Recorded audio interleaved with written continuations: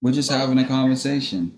But we are not about to have a conversation because you don't want me to say what I want to say about you. Okay, well, say what you got to say about me. This is public. This is public. There's no lies when it comes to me. But I want, from a woman's point of view, anyways, to address the real situation, right? Because okay, before you go live, let me ask you a question. Go ahead. Do you financially support the children that you made? No.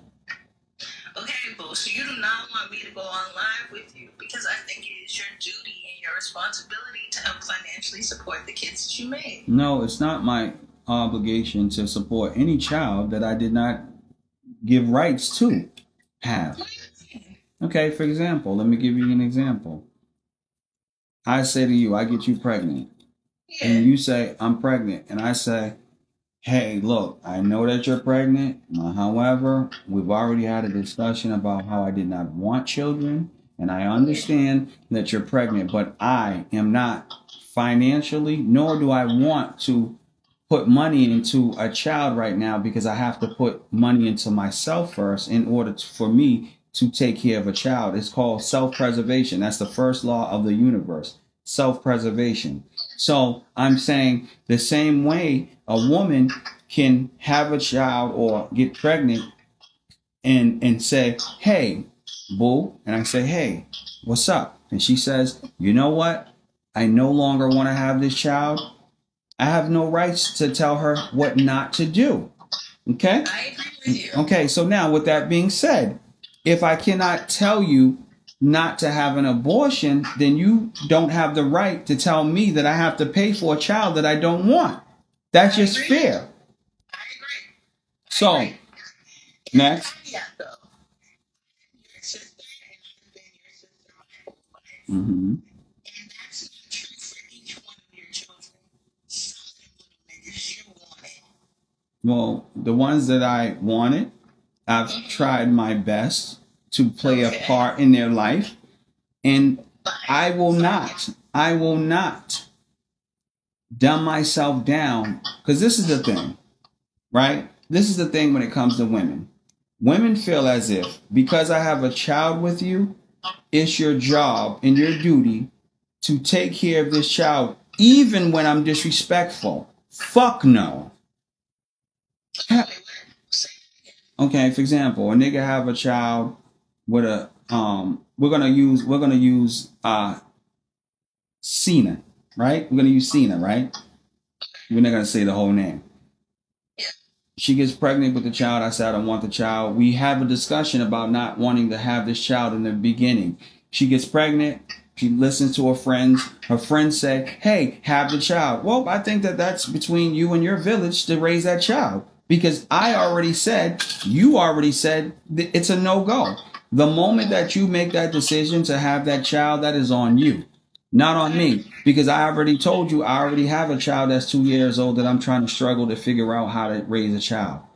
You see what I'm saying? And then when you find out that I have I say I get locked up, and then you're not coming to look out for me. You're not coming up to see me. And then I then also say I call you on the phone. I say, look, I'm gonna call you all the time. Sometimes I may not call you, but all I want from you is I don't even want you to come see me. I just want you to write a letter saying, hey, boo, me and your child is good. Now, in that same token, I got a hoe that's coming dropping off tons of money to you for this child. And all I ask of you is to write fucking 10 words, me and your son is good, and mail it off. You can't do that, but I'm supposed to be responsible for taking care of a child when you couldn't even do the little thing that I needed you to do while me being incarcerated. And then when I say, you know what, you can't do what I ask of you to do, and I'm locked up, and I no longer want to do double bids, which is me stressing over being locked up, but also stressing to find out and figure out what the fuck's going on with you. I tell you I'm good, then you come up, and then because I don't want to come visit you, I don't want to be with you, then you then put me on child support. It's insane to me. It's diabolical to me. So for me, I'm just speaking in real life, and I think a lot of times women think about men and women. It's not about men and women. It's about the individual. as an individual. And as an individual, it's wrong. As an individual, it's wrong. You know, all these people, this is the thing. All these people that I've ever came in counter with, I've always done good for them. There's not near woman that I know, and I'm gonna send you a picture later of the one that we just was speaking about, because as you know, we're on. Yeah. So I'm gonna show you the before and the after. I elevated this bitch. Okay. There's just nothing that this woman has done for me besides give me some money, right? But money we can spend once, but knowledge is forever.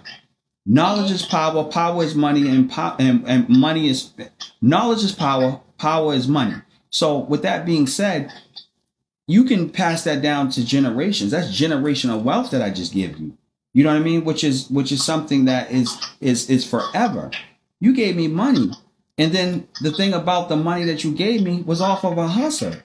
It wasn't you going to work a 9 to fucking 5 and you gave me your money off of something that you worked hard for. No, it was off of a hustle that you were stealing from the state. You were doing illegal transactions. You get what I'm saying? The shit that I gave you, the knowledge that I gave you, I could have been dead for. I could have been in jail 100 motherfucking years for. You know what I mean? And I gave it to you because I trusted you. And you know, they say you can't keep the game if you don't give it away. What do they mean by that? They mean if you don't speak about it, if you don't talk about it, then you may forget it. Just like you may, because you haven't been to school for a while, be like, I know how to spell this word. What the fuck is this? But you haven't practiced it, that muscle memory, so you forget it. So the fact that I've given it to you, the fact that I've taught you how to be a better woman, taught you how to respect yourself, taught you that life is about you and no one else, taught you about how to raise your children better, to be a much more productive person in the community, right? Emotional intelligence, you know what I mean? These are things that I taught you how to not to let people use you. And then you take those same attributes that I taught you and turn around and try to look at me like you trying to outshine the master. I will always be the master because I never will stop learning. So now, this is the thing. Bitches putting you on apps like the T and all this weird goofy shit. Bitch, if a bitch did me wrong, I'm not taking my time to put a bitch on an app talking about, yeah, bro, and don't fuck with her. You know why? Because I no longer want her. So when a bitch does that and puts your name out on apps and all these type of weird things, guess what? That means that you still want them. And I don't understand for the life of me what bitch would listen to another bitch that, bitch, you fucked with him for multiple of years.